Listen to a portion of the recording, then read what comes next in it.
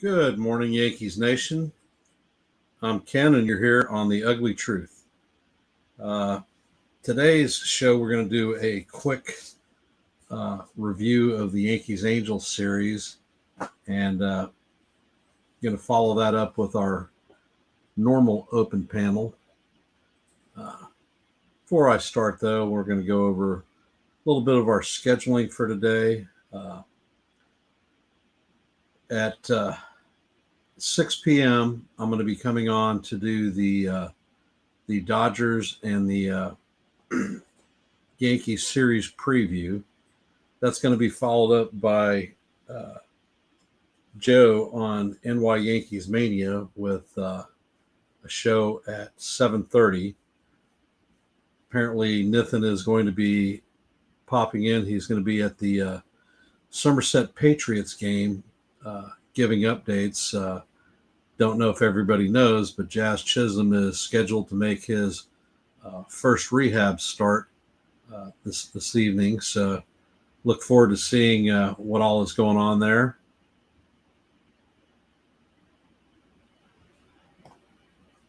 And after that, Jason on 161 River Ave is going to have a roundtable with Jason Custodio and the Ace from the Ace Avenue concerning possible trade moves at the deadline. There have been a lot of reports coming out lately, particularly with Bob Nightingale indicating that the Yankees are looking for a starting pitcher, some bullpen help, and a right-handed hitting third baseman.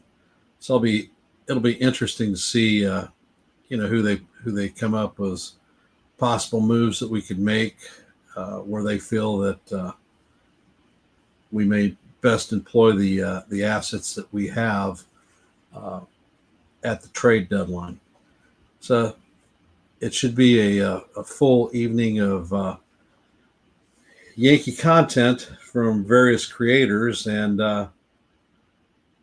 not taking the day off, even though the Yankees don't have a game scheduled for today. So I look forward to seeing what everybody has to offer.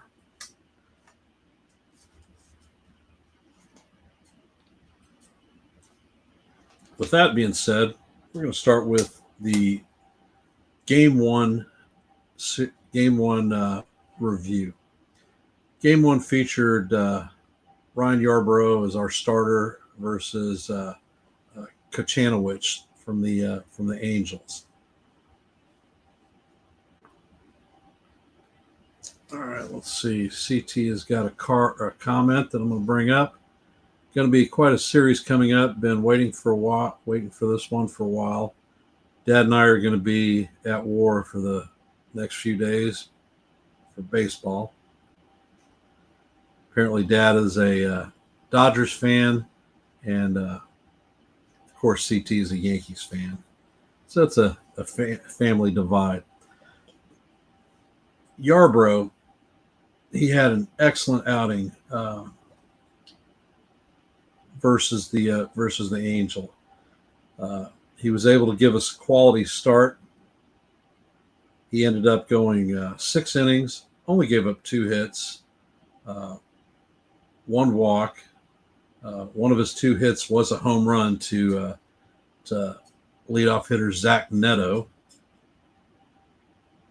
and he had 7 strikeouts.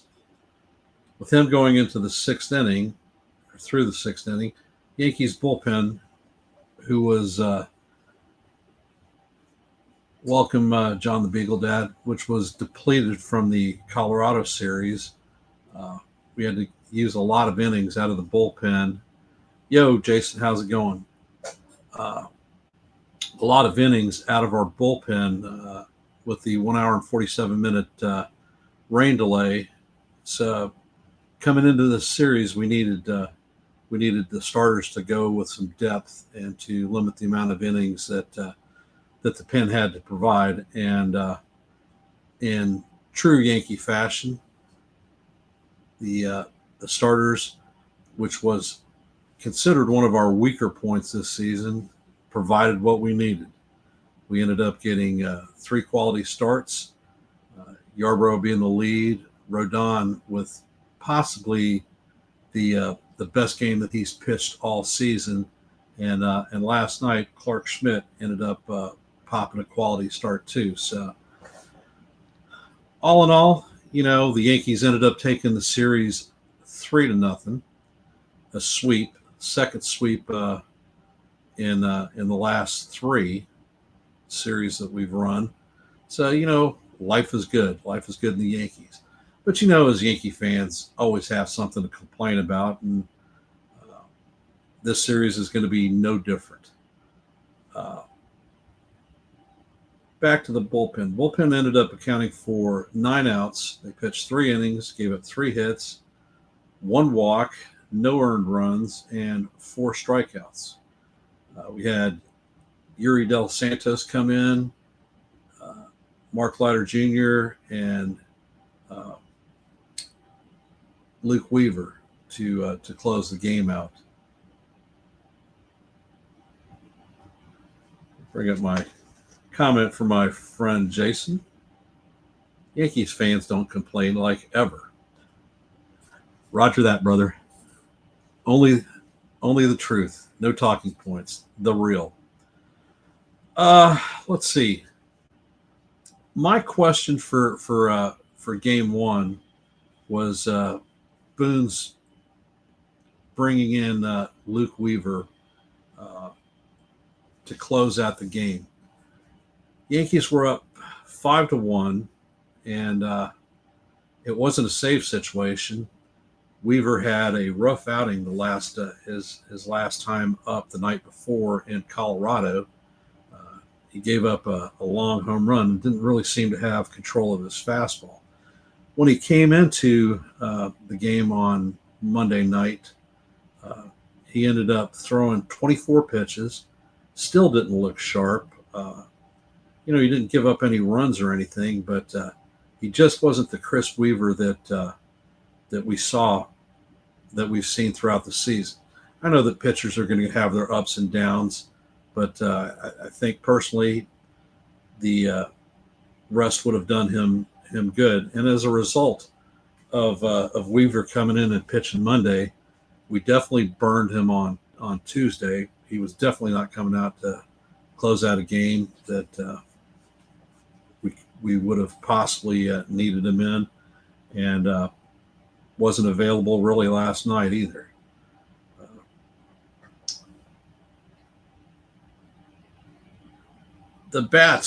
Our bats on the season have been carrying this team, but in this particular series, we weren't really hitting well. Against Kukulchak or Kukulchewicz, he is a guy that gives up a lot of base on balls, and the first 3 innings of that game, we went up 3 down, not patient at bats. The team has been scoring about 5.69 runs in a game, which is tops in the league. Our game totals for game one, as far as the offense is concerned, we had 6 hits, 3 walks, we scored 5 earned runs, and had 7 strikeouts. For me, that was a serious plus for the Yankees, because we've been averaging 10 strikeouts a game for the season. So our strikeout count was down, and that's a good thing for us. The highlight for our offense, we essentially had one true inning where we had 3 straight singles in the 4th, and Anthony Volpe ended up having a bases clearing double, which we ended up accounting for 4 of our runs at that juncture.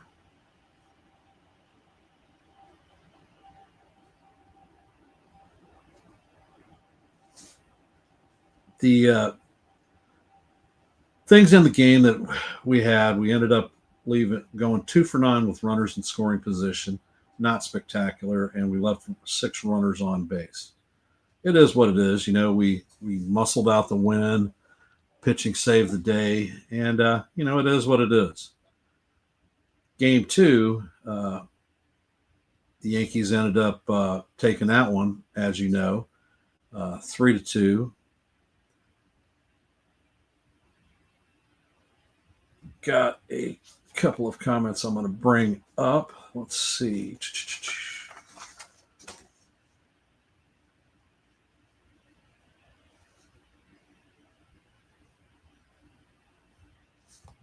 CT asked a question, where's Clark's two-seam bin? We'll talk about that one later. Lou, we had a sweep. Let's celebrate. Indeed. Sean Browning, Volpe's MVP of the series. And Mario, solid win, 1-0. Bullpen also solid. So shout out to Lou, Sean, Mario, and Dev. Thanks for all jumping in, and Ray Klickner too. Game two, we had Rodon going up against Taylor Anderson. Don't know if any of y'all remember Anderson. He was a hot topic at the trade deadline, possibly in being moved, and he is once again coming up as a potential candidate for possibly moving at the deadline or earlier. Rodon, in my opinion, had his best start as a Yankee, period, on Tuesday. Morning, Merck. How's it going, brother? Carlos went 7 innings. He gave up 5 hits, no walks, no earned runs, and he had 10 Ks. As a matter of fact, in Joe's pregame, Sean called that one on the button. So kudos to you, Sean. The bullpen only had to account for 6 outs, gave up 3 hits, no bases on balls, 2 earned runs, and a homer with 1 strikeout. Loaiza came in, and Lasagna did his thing, pitched a clean frame, and looked sharp. Devin Williams came in to close the game and didn't look so great. Could not locate his fastball. When he was throwing his changeup, it was up, and it was quite apparent that the Angels were sitting on the changeup. And when they got it, and it was up in the zone, they hit it hard. He ended up, giving up a home run and the 2 runs in the game. It was a sweater, and in the long run, Logan O'Hoppe swung at a pitch that was out of the strike zone and closed the game out for us. But he was definitely in the position to have the Angels walk it off. So fate smiled on us, and Williams was able to secure a save. So you know what? All in all, good night.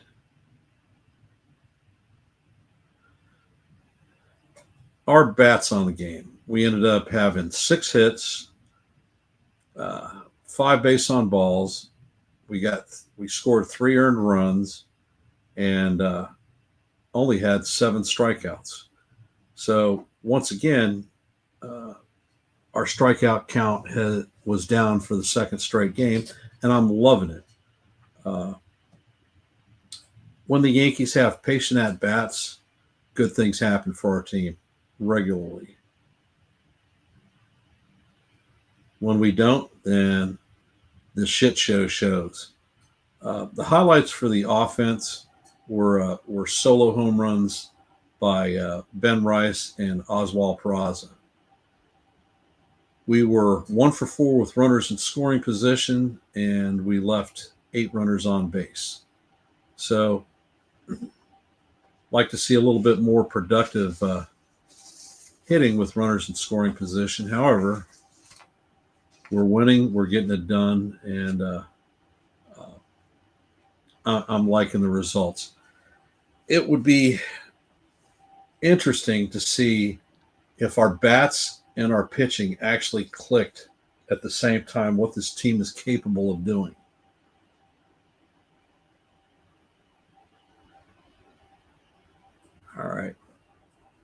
Bring up a couple of comments.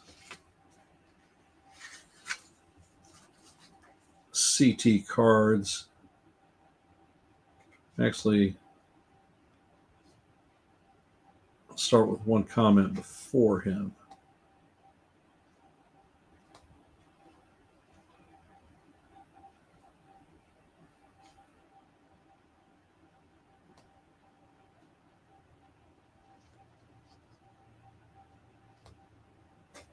CT Card says Williams makes my heart begin to give me issues when he comes up.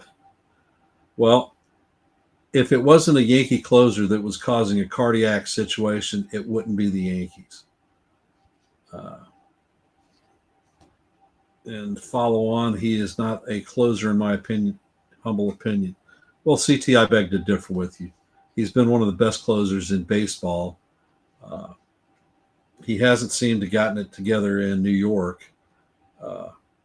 New York is a tough place to play, and he will be a free agent at the end of the year. So we will see what we see.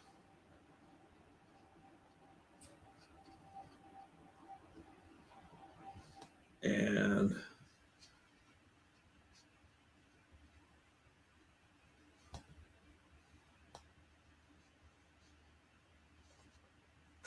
Game 3.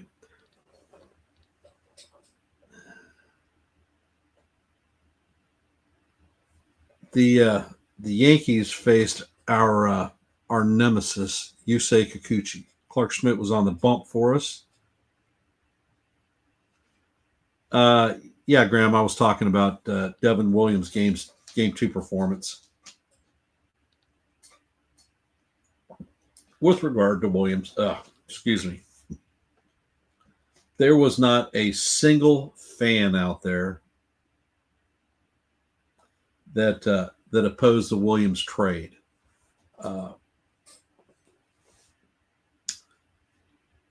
Everyone had been very tired of Clay Holmes' performance as our closer.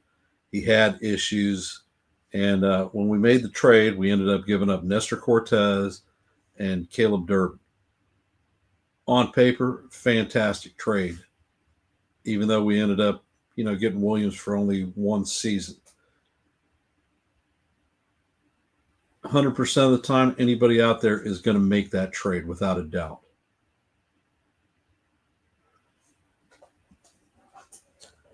By the way, speaking of Caleb Durbin, he ended up having the game-winning hit last night for the Brewers. Good on the ex-Yankee farmhand. All right, we're going to get back into Game 3. Yankees ended up winning it, as anyone who followed, 1-0. Clark Schmidt came out and completed the series with the third consecutive quality start for the Yankee starters. He went 6 innings, gave up 4 hits, 1 base on balls, no earned runs, and he had 4 strikeouts. Clark Schmidt is working back to the form that he has shown over the last couple of seasons as a starter. And, long and short,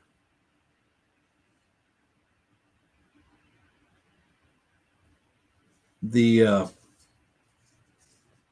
guy is a 3-4 starter at best. He's doing what he needs to do. He's giving us innings. He's keeping us in games. For me, the thing that I see with Clark Schmidt and the book on Schmidt is he has a difficult time putting hitters away. He has a fantastic 2-seam fastball that he just seems to not throw. He just doesn't want to throw it, and I don't understand why. He's got a lot of movement on it, and it definitely would keep the bats, the barrel of the bats off the bitches, and he would, I think, be able to close out hitters with it. His pitch count keeps running up in games because of the large amount of foul offs that he has in 2-strike counts. That being said, he is a four starter for us essentially, and he's given us what we need to win. The bats are coming through, and he ended up recording his second win of the season, and he is 2-2 on the season. So he's in the fours range for ERA. Can't complain about it. Uh, Bullpen last night ended up having to piece together 9 outs. Ian Hamilton came out and did his thing, followed with the one that always gives me a heart attack, Tim Hill. He came in and did what he was supposed to do, and Mark Leiter Jr. ended up closing the game out. Uh,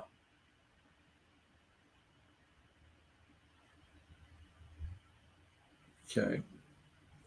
Uh, Closing the game out, earning his second save on the season. The bats were not impressive last night.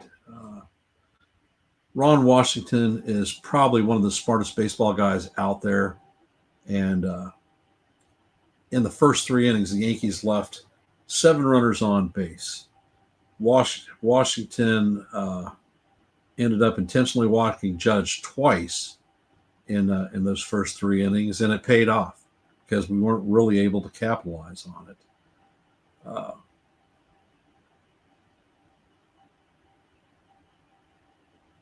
Last night, the offense had 7 hits, 5 base on balls, 1 earned run, and 13 strikeouts.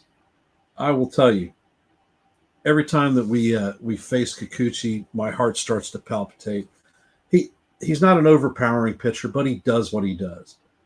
Over his last 5 starts against the Yankees, he is 3-1 and 1.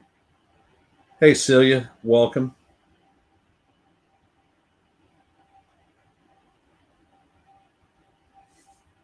Bring Celia's comment up.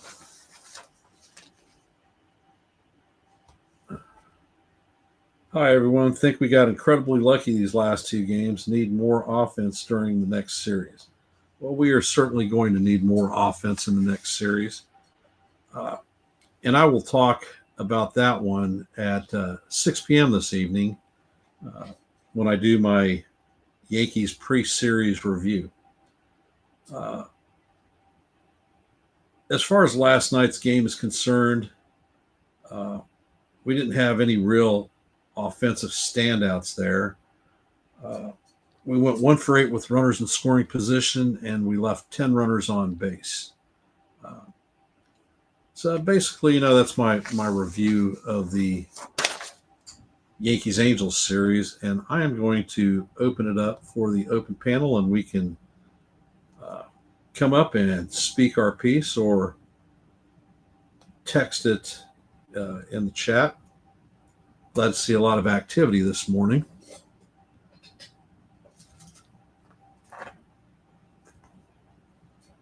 Throw a question out there. How are we feeling about the upcoming series with the Dodgers? Let's see.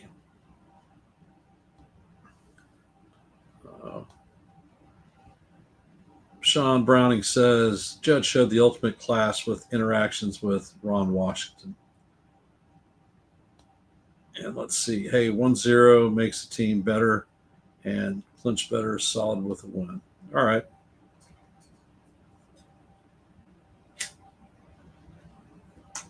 Come on. I know some of you are eager to hop up. All right. And our first contestant is going to be Shad Browning.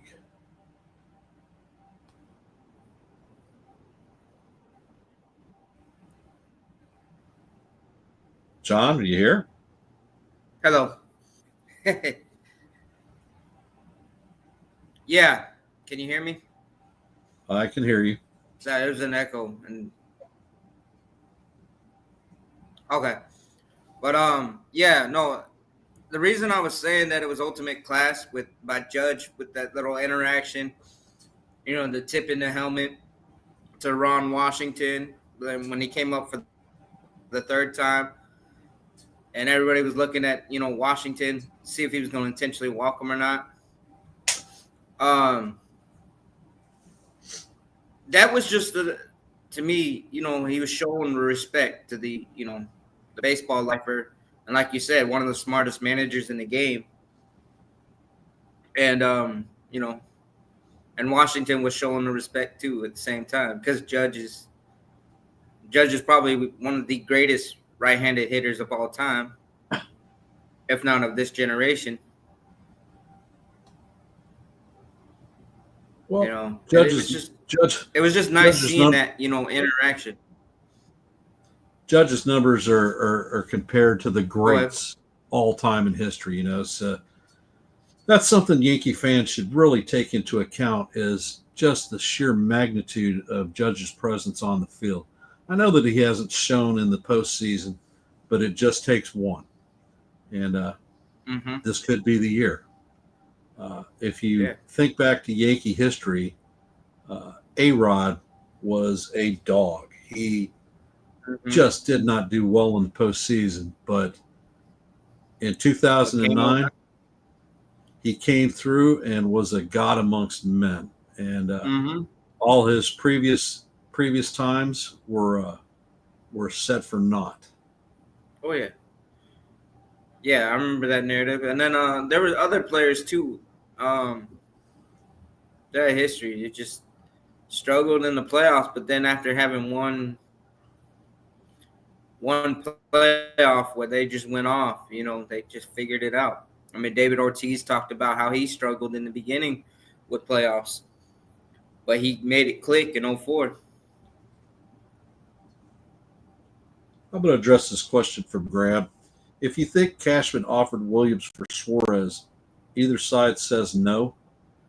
Uh, Actually, there have been a couple of articles in the Arizona Republic that have talked about Eugenio Suarez possibly being traded to the Yankees, and that would be a power third base right-handed bat that we've been looking for. Suarez is on the last year of his deal, and he will be a free agent at the end of the season. Suarez has 15 home runs on the season and is definitely a power bat Oh yeah, that is suited for Yankee Stadium. And when he hits the ball a ton. I did a play-by-play that when he in hit which those four homers in the game. that's right. Suarez hit those 4 home runs, and they were freaking momentous. Uh, Well, I mean, you seen him. with You seen him with when you played with him. with Saw him when you with played with regard with regard to the trade, uh, the Diamondbacks have blown 8 games in the last 2 weeks, all through their bullpen. The most recent was against the Pittsburgh Pirates. Uh, Yankees or the Diamondbacks had a 6-1 lead in the eighth inning, and their bullpen ended up giving up 7 runs and ended up losing the game 9-6. Corbin Burns had pitched a gem, probably the best appearance he had as a Diamondback, and they were going off about the need for bullpen help.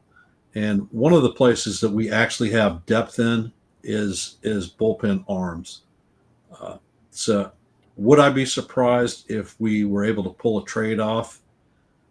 No. Do I think Williams would be part of that package? I don't think so.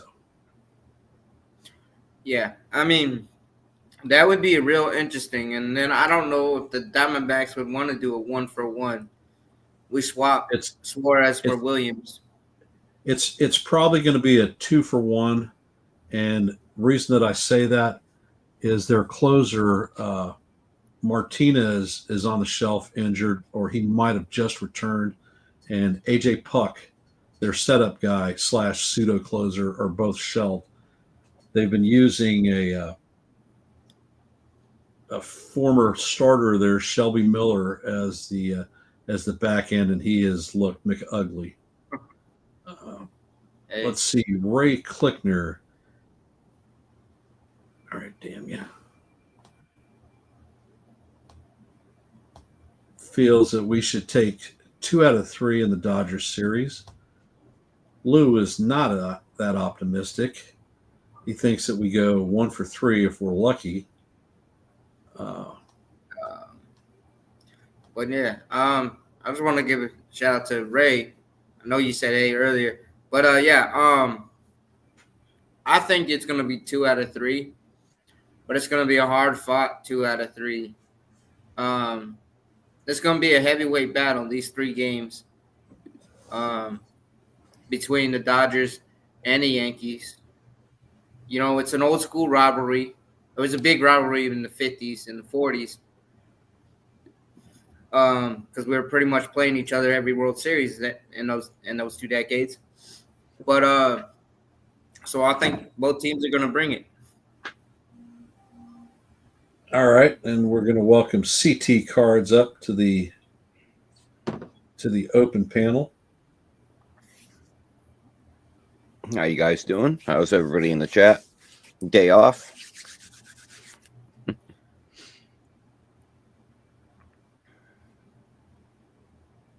Yeah. How you doing, CT? How you feeling? Doing good today. I woke up late though, so I was late to the morning show. So I'm trying to make it up today by making sure I wasn't late for Ken's show. And I'm very interested. I'm glad I'm able to talk to Ken because we'd mentioned it the other day about something missing from Clark's pitch rotation, this 2-seam fastball. And when did you begin to see him stop using that as much?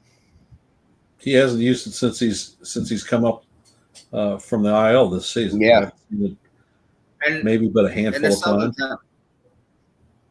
And the Southern Wait, times so- he does go toward it. He doesn't throw it with conviction.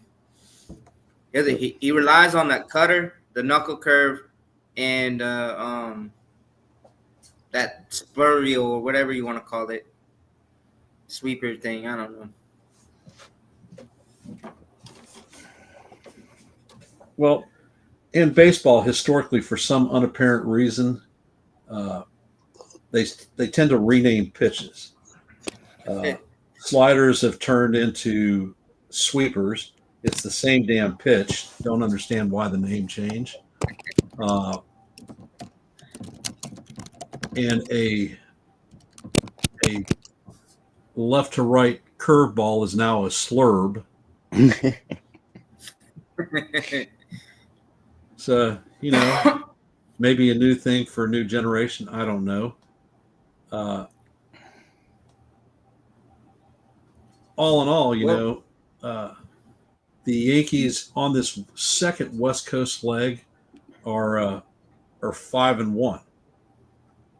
I ended up calling that we were going to end the West Coast being 6-3, taking 2 out of 3 in all 3 sets.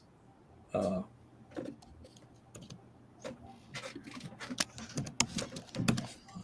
we're 5-1 now. Yep. So, Ken, what do you think of Game 2 with Warren and Knack? Well, honestly, if you look at the matchups for this series, they favor the Yankees. All right, we have Jonathan hopping in. The Yankees have Max Fried going in Game 1. Game 2, we end up having Warren versus Knack. Knack is one of the guys that they've brought up to fill in for the 60% of their rotation that's on the shelf. And Game 3 is slated, would normally slide into Yarborough's rotation, but with the day off, Rodon could pitch the Sunday night game on normal rest. So I think that, and they haven't announced that Game 3 starter, and I think that's probably wise to see how the first 2 games play out. Yep. How you doing there, Jonathan? I'm good. I didn't know this, but are you aware this is the first time the Yankees have swept the Angels since 1970? Oh, Well, I know for a lot of years the Yankees used to get their tails kicked on a regular basis by the Angels. Well, there was one thing that could have prevented all of that. You know what it was? Re-signing Reggie Jackson. No, no, no, Avoiding Bartolo Colon. no. I think signing Guerrero instead of Sheffield. After 2003, the Yankees had Guerrero signed, and Steinbrenner chose Sheffield. No. Well, that's an owner's prerogative, and he does his thing just like Hal does. Well, if I'm deciding between two outfielders, one is a Hall of Fame or had a great defense at 28 years old, and the other one and had a 300 batting average consistently. The other one is an all-star, at 35, still has the power. I'm taking the younger guy. Well, Yeah, but you got to look. You got to in all look fairness, at though, Vlad Guerrero. Historically, he Go ahead. is the best bad ball hitter in the history of baseball. I've seen the dude hit home runs that bounced off of the freaking plate. He just had incredible power. Yeah. Well, I would say what changes would have been different? What would have been different after if we signed Guerrero instead of Was Sheffield? You think to be- 2004 would have been different? You think 2005? Hard to say. I don't know how Guerrero would have really done. I mean, he probably would have been great with us, but it's hard to say. And then also, the Gary Sheffield was thought to be a Hall of Famer, or probably a surefire or borderline back in that day. But he But would no one would have known also. that he'd get snubbed by these writers. But I believe he was when we signed him. He was already 36 years old. Yeah. He's over 35. I much prefer taking a chance on a I mean, 27-year-old. we signed Randy Johnson at what? We traded for him. We didn't sign him. Yeah. That was a That's trade. the difference. But Jonathan, that's the changes in baseball conventions. Also, back in the day, you were more willing to take a surefire veteran that you had quantifiable numbers against, vice a younger player, like for instance Juan Soto. Juan Soto, back in that 2000 time frame, is not drawing anywhere near the contract he got. Well, contracts have just gone. I think once the Texas rain, the contracts are getting. The contracts rose higher than it should have been, and I believe that started with the A-Rod's first contract in 2000. He signed. When he signed that $252 million, I don't think anybody ever got close. What the largest contract signed before A-Rod's 252 with the Rangers? Was it Kevin Brown's contract? $106 million? Also, let's bring up a Graham comment. Also, when Gill returns, who goes to the pen, Warren or Yarborough? So I we think leave the Yarborough. lefty. Also, Cruz returns. Loizaga keeps producing. Williams isn't going to pitch in the 8th inning. And that kind of went into my question, Ken. What in what world would you see us possibly using a 6-man rotation? Never.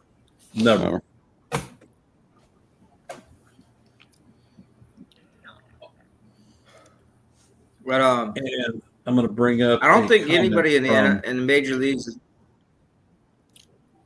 From Jason Casudio, I think the Yankees should go after Connor Norby from the Marlins. Why do you feel that way, Jason? Sell me. Sell me.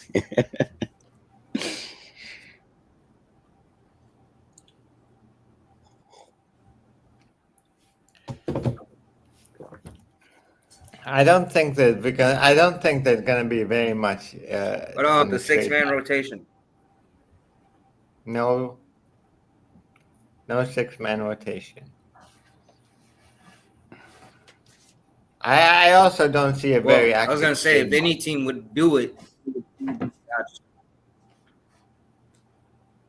If any team would do it, a 6-man rotation, it would probably be the Tampa Bay Rays because they, over the last 15 years, have been the innovators in baseball. They're the ones that started the shift. They're the ones that started with I openers. don't think they started the shift. I think they started the opener. Well, they did start the opener, and I do believe they started the shift. At least they're credited with it. But the shift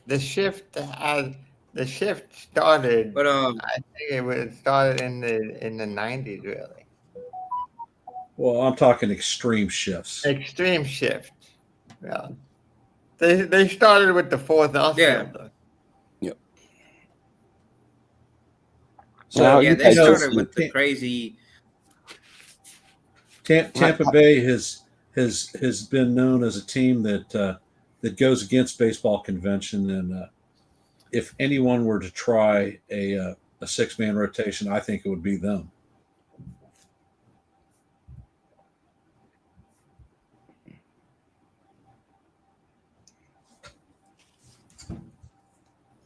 All right, and let's see. Jason is selling Norby. He's a good player with years of control, not really proven at the big league level, but great numbers in the minor leagues. It will not cost us an arm and a leg and years of control. Not a sexy name, but very doable. All right. Well, how would you feel about the Yankees making an attempt to reacquire John Birdie? Birdie? Yeah. And that one's for you, Jason. I think that that has passed when they traded him. That boat ship has sailed. I think Well- if they give a guy like John Birdie a chance, I would prefer to just bring up a kid from the minors and give him a chance to do the same job. Well, who's the kid from the minors you want to give a chance on? Well, Birdie, what Birdie is an infielder.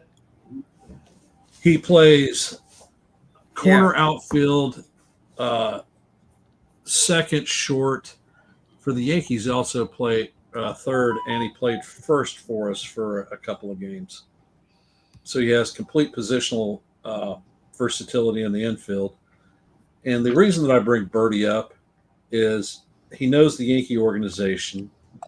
He is a prototypical super utility player who would actually slide into Oswaldo Cabrera's slot because currently that player doesn't exist on our roster.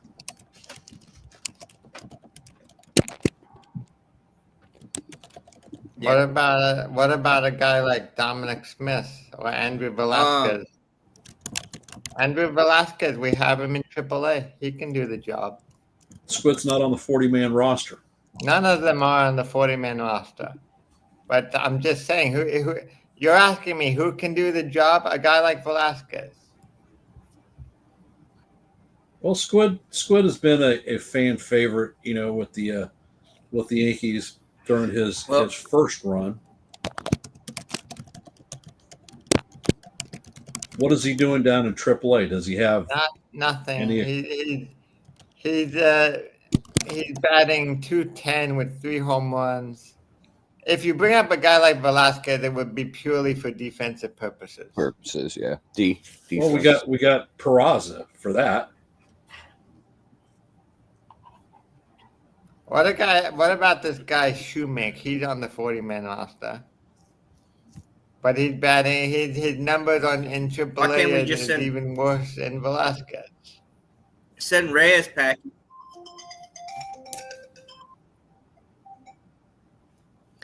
Well, Reyes, in my opinion, is just dead weight. He's rotting. He's a dead weight piece on it, and He's going to be there. Reyes is going to be there until the Yankees get one of their 60 IL guys back. Well, no, what I'm saying is, Hey, Chris, welcome to the stream, brother. Appreciate you being here.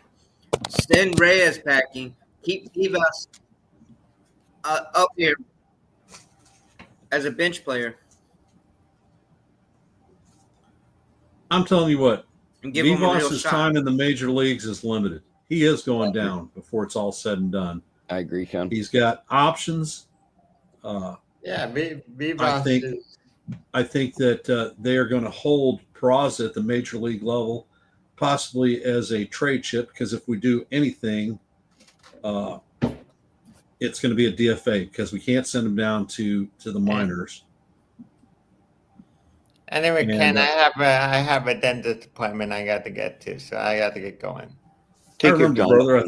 Thank you for coming up. I appreciate you being here. Always love chatting with Jonathan.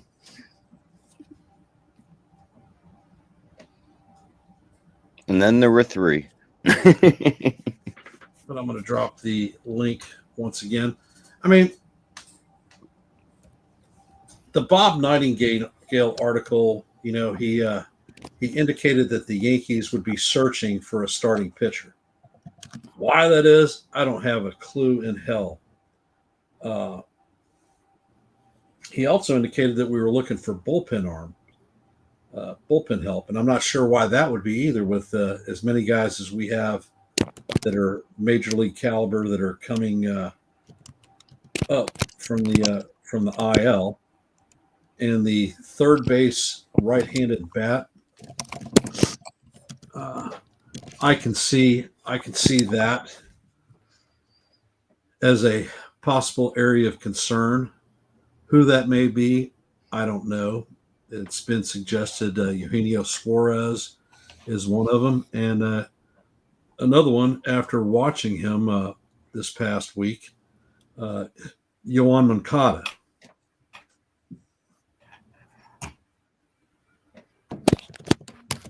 Both players that I don't think are going to break the bank.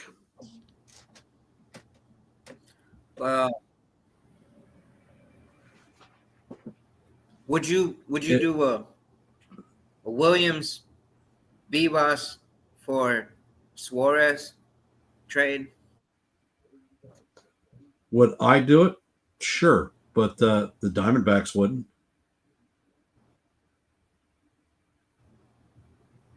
Diamondbacks need bullpen help. The guy that is going to play Suarez next year is their number one prospect. He can't break into the major league roster. He is a shortstop / second baseman. They've signed extended deals with Ketel Marte and Gerardo Perdomo. So those guys aren't going anywhere for a minimum of 5 years. The only infield slot that they have open is third base.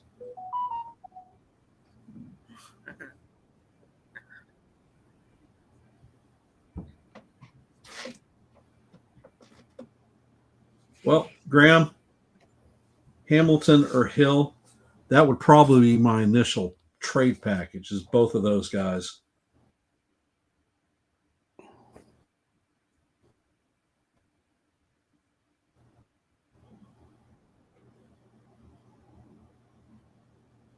Yeah, I don't. Honestly, Jason, I don't. Did you see bring his comment up? Graham put as his trade deal? Williams plus Hamilton or Hill. Yeah, I saw that. And my trade proposal was not Williams, but Hamilton and Hill. Guess it depends on what Cashman is looking for. If you want a proven guy and a power bat, then Suarez and Moncada fit.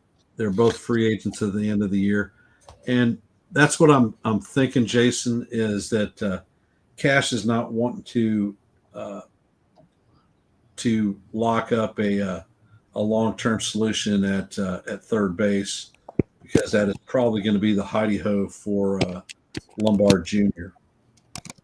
And we have Chris the Flash hopping on, so we're going to bring him up as soon as the button says yes. There you go.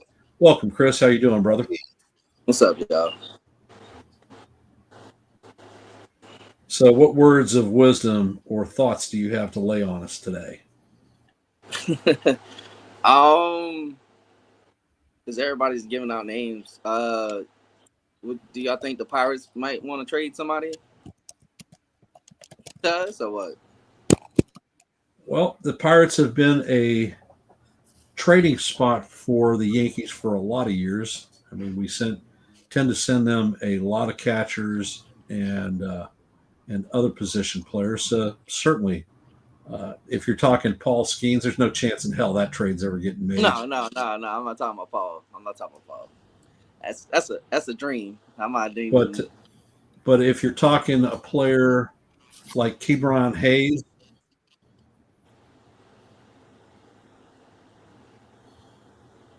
LeBron Haynes, what are you saying? Kebron Hayes is a solid third baseman, great defensive. He's the son of former Yankee Charlie Hayes. He's on a long contract there, a long cheap contract. His hitting has been like crap in Pittsburgh, but if you look at the numbers for all of the Pirates over the last 2 seasons, they are really down, with the exception of the left fielder.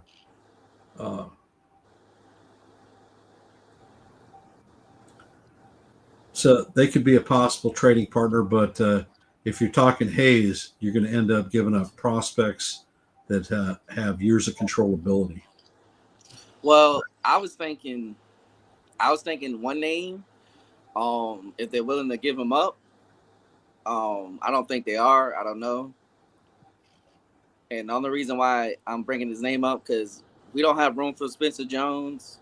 We don't have room for Roderick Arias. I feel like if we're gonna give up big prospects, we might as well get a big return back. And the one person I was talking about, he used to be a shortstop, and I think he could play third if he can stay healthy. He's the center fielder for the Pirates, O'Neal Cruz. Man, I'll tell you what, O'Neal Cruz probably hits with more power. His bat speed when he contacts with balls is off the charts. Yeah, I think he ended up dinging the fastest recorded off the bat hit last week at 123 miles an hour, some ridiculous thing. and I've been keeping an eye on him. I've been keeping him. Like everybody kept talking about Brian Reynolds, and I know Hayes gets brought up and David Bednar, but I've been keeping an eye on O'Neal Cruz. And my big issue with O'Neal Cruz is the dude is 6'8". He is a damn tree. Yeah. Those people that generally tend to be that tall don't do well as infielders. I think that's why they haven't actually pulled the string to try to convert Spencer Jones to a first baseman. Yeah. But, that'd be somebody I'll look after. And then, like I said, we can give them the prospects they need for O'Neal Cruz because a couple of our prospects are blocked anyway. Yeah.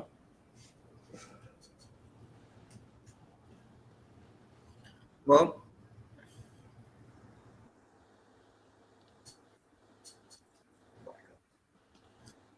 now, go ahead, shoot. Block. Go ahead, Sean. No, Sean's locked up. Oh. No, I was saying Lombard is probably not blocked. Spencer Jones is not blocked. Spencer Jones is blocked.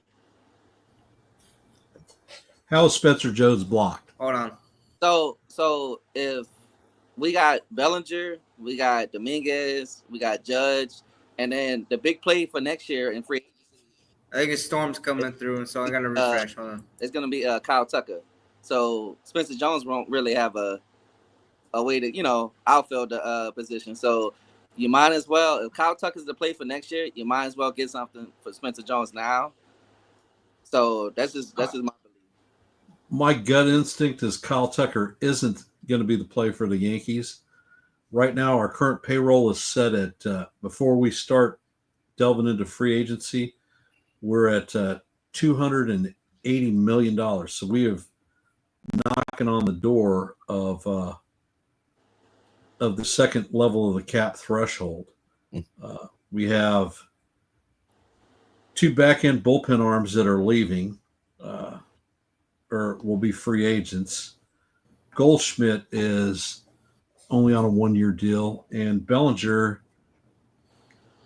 don't think he will, but he has the option to opt out. So, you're looking at replacing four players with 20 mil or 20 mil, or we're going to be over the threshold again. I think that Tucker's skill set, he's older and he's probably going to command somewhere around 560 mil, 10-year deal.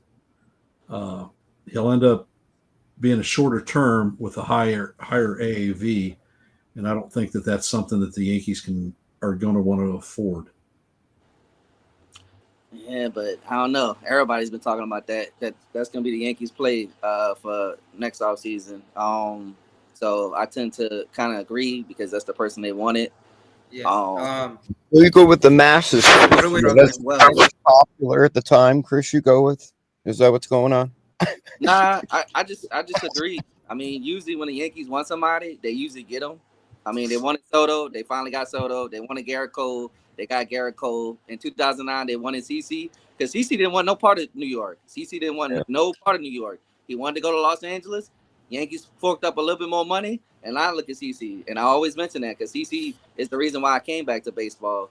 But it's like when the Yankees are fixated on one person, unless he signs an extension with the Cubs, I really think he's coming to the Yankees. That's just my belief.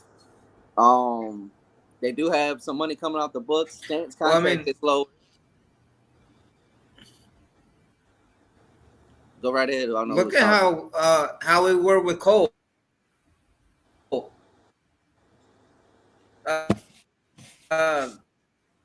It's getting stupid. Oh, Cashman man. called Cole the white. Called Cole the white whale. He finally landed the white whale. Just the case in point, we were saying, if Hal and Cashman really want somebody for the Yankees, they'll go and get him. Well, you got to remember the final stamp on that book is Hal, and Hal has talked for 2 years about. But then again, with Max Fried, nobody really knew that. Not needing to have a team that's payroll is over 300 million to compete postseason wise. So I personally think that the Yankees are not going to go batshit wild spending in free agency this year. I don't see it happening either. I don't think they're going to go batshit spending in free agency. Not seeing it. I think we need to re-sign some guys we have now, and maybe some extensions need to happen because the core team we have right now, I think, is what we need to be building on. Option for first base. Yeah, may end up with goalie again. I know that's a conversation for another day. What to do with Rice and goalie?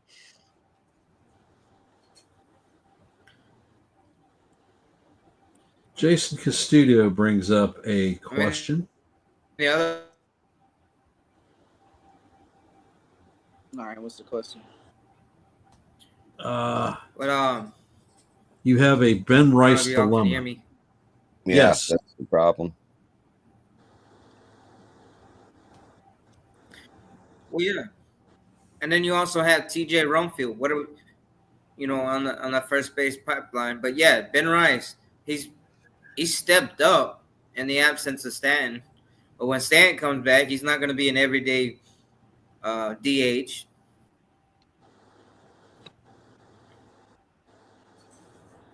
Probably may not even be a DH because you got, but and then he's a backup to Paul Goldschmidt. and also an emergency catcher.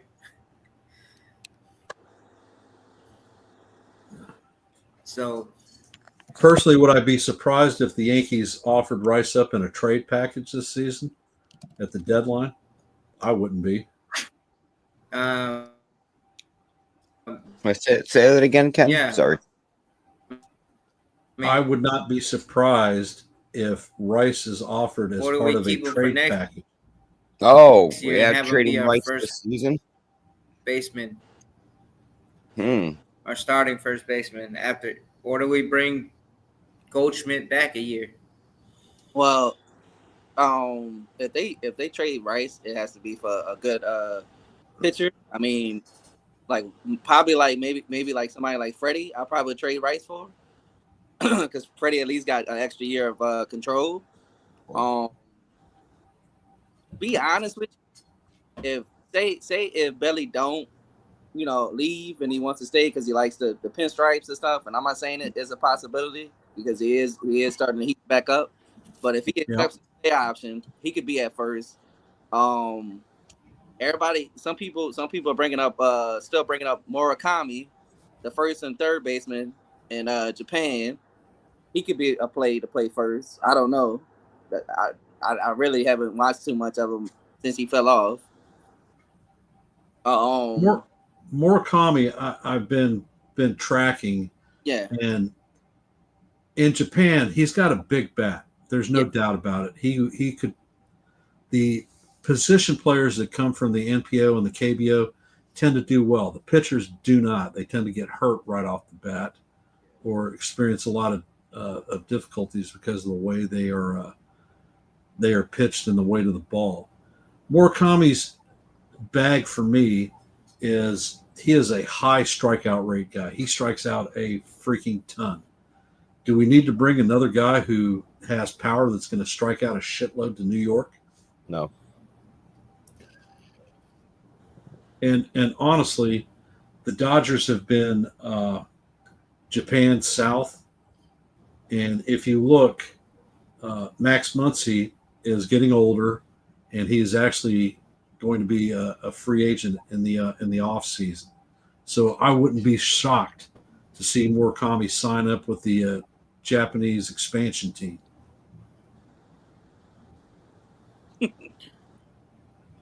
Yeah. And then you see Graham's asking, I hope you mean Freddie Peralta and not Eric Feedy. Yeah. Well, that's been one of the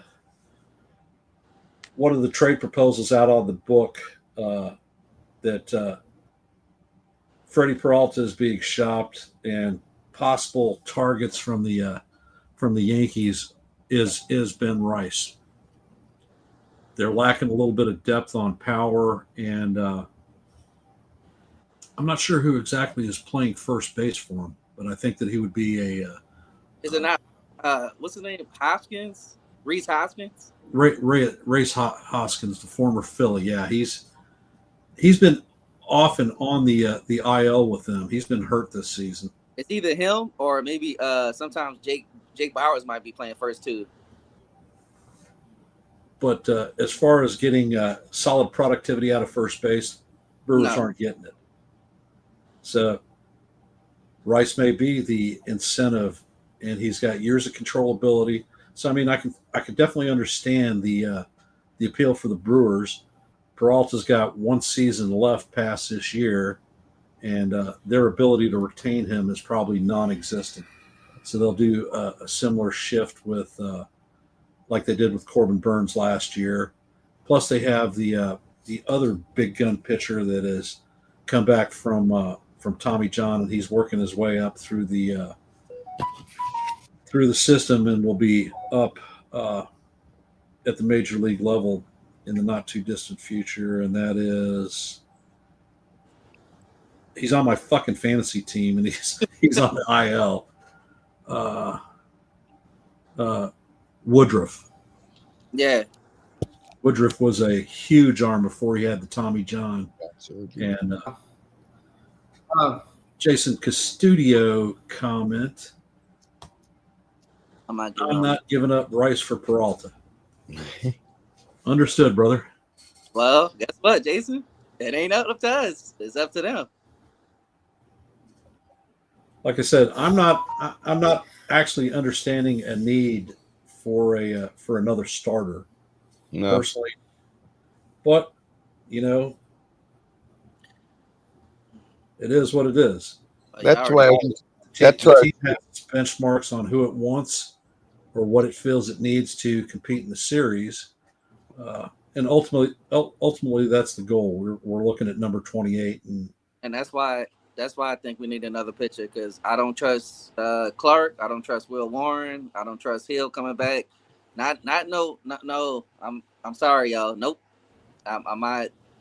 If you're gonna need a 1-2-3 punch, you need. And this time, if Freddie or whoever big name pitchers out there don't go bargain binning, go after the number one pitcher in in the trade market, and you got to attack because I think this is the year because some of the teams are either too hurt or they're not playing up to their expectations. This year, gotta Well, that's why I jokingly brought up the 6-man rotation thing because I think we have plenty of pitchers right now, and I think you're starting to see like Warren and Yarb come into their own.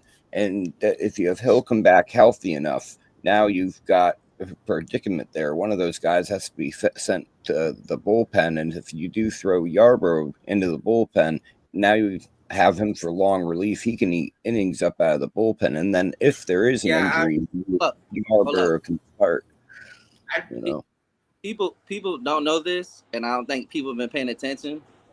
So like he'll supposed to come back in August, right? Beginning of August.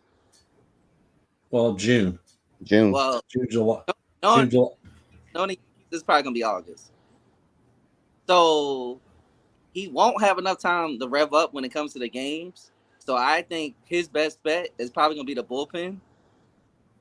It's probably gonna be the bullpen because he don't have enough games to work around, the pitch count and everything, building him back up and stuff like that. I think he's gonna be in the bullpen. I think if we trade for another pitcher, I think if they got to choose between Will Warren or Clark Smith, I think one of them are getting traded. And Graham brings up the other starting arm that might be available is the Japanese arm from the O's. That's Senga. He's an older pitcher. He's not on a long-term deal. Like all Japanese pitchers, he throws that nasty goddamn forkball. Uh, not a high velocity guy, but a lot of swing at Sagano. Yeah. A lot of swing and miss stuff. Oh, what's up, Eric? I didn't even see Eric in there. Hey, Eric, how's it going? Welcome to the stream, brother. Appreciate it. oh, but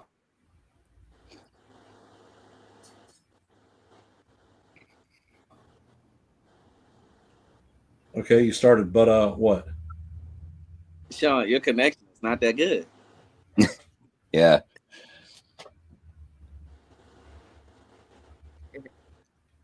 All right, fellas, we have eclipsed the 1 hour mark on this stream, so I'm going to shut it down here in a couple of minutes.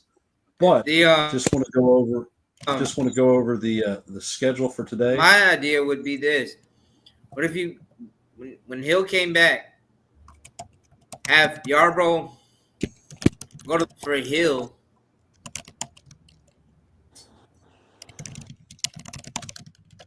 All right, something about Yarborough and Hill. I can't with you.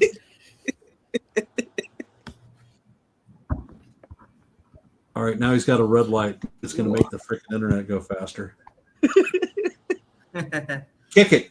In the Navy, as an ET, when something didn't work right, just smack the fuck out of it. That's all you got to do. Smack it hard, and it'll start working. Slap the screen. There it goes. I'm not gonna lie. What if he smacked it so hard he broke the screen? Are we at risk to have to pay for the damages? No. I don't know. Not just being goofy. All right. I am going to be back on here, the Yankees, the Ugly Truth, at 6 p.m. Eastern Standard to do the Dodgers and Yankees pre-series review. So I'd appreciate it if y'all showed up, hopped in and hollered, gave a thumbs up, and let me know that you're alive. On Yankees, the NY Yankees Mania, Joe is going to be doing a show in conjunction with Nithin Ramachandra, who's going to be at Somerset, uh, reviewing the rehab start of Jazz Chisholm. So that's good. And at 9, Jason on 161 River Ave is going to uh, be holding a roundtable with possible trades for the upcoming trade deadline. Jason Custodio, who is here, is going to be a panel member, and the Ace from the Ace Avenue is going to be another. So, Yankee fans, you're going to get some great insight there, and I highly recommend taking in all these streams. For those of you that are here, I want to thank you all for supporting the channel. Remember to hit the likes, subscribe if you're not subscribed, and share this channel out with anybody. We are at 101 members, and I'd like to hit 125 before the century is up. So any help you guys can provide would be most appreciated. And I'm going to lead with closing thoughts. Chris the Flash, what have you got for us, brother? Man, like I always say, man, I'm appreciative. Let me get on, talk to some Yankee baseball. I know CT always happy when he's like, Chris, get on. So I appreciate it.